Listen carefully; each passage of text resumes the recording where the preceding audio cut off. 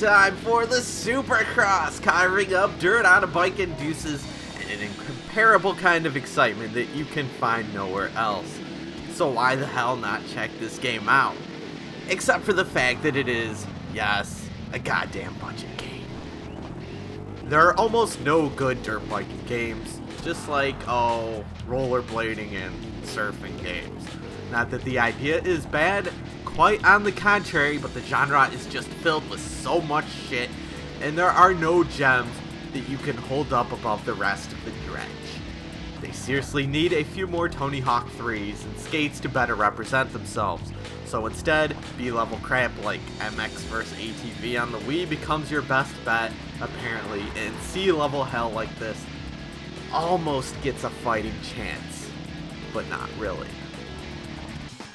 I can almost respect Yamaha Supercross. The developers knew right off the bat that sideways Wii steering is old fucking hat, and that just using the analog stick is a much better choice. Using motion controls would have been nice for tricking, but it really doesn't matter, because the game's crap.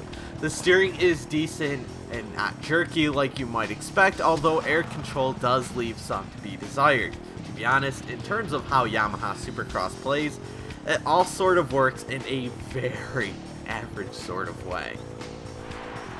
Thinking back, I can almost see a time where I would have liked this game. I'm sure a dumbass younger version of myself would have shit himself silly, or at least pretended to. I cannot deny the fact that I somehow managed to get over those 1 hour loading times in the PS1's Road Rash when navigating the menus, and I can't deny that I somehow managed to convince myself for an entire rental that Jeremy McGrath's Supercross on the PS1 was a good game, which it really wasn't.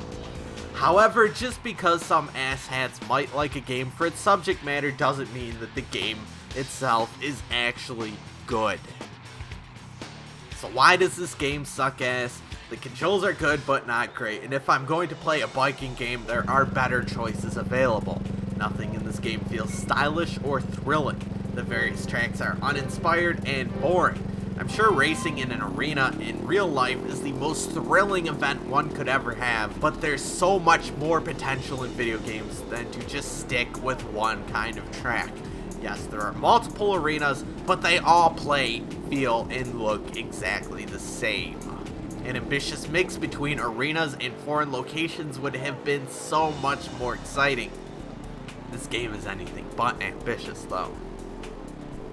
Yamaha Supercross's biggest problem is that it's dull as hell, and when a game is that dull, it is a problem. After an hour or so, I was kicking the computer's ass, lapping enemies in the tournament mode, but all I could do was count down how many laps were up until I finally could finish and move on to something else. Having to go 8, 10, 12, and so on laps in the tournament mode is outrageous. Holy goat shit pouring from Batman's decrepit ass. It is so dull.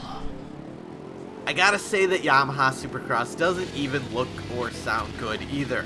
The graphics are primitive budget Wii nonsense, and the crappy hollow rock loop plays like an upbeat elevator track.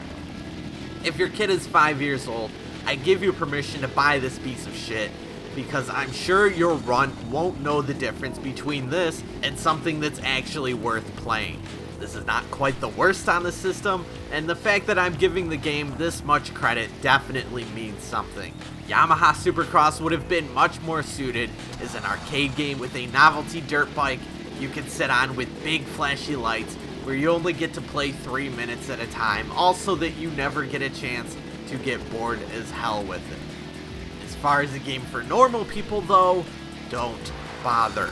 If you're playing with Nintendo Wii Power, go with Nitro Bike if you want something really arcadey and flashy, or MSX vs ATV Unleashed if you want something a little more slowed down but ultimately more deep and filled with content.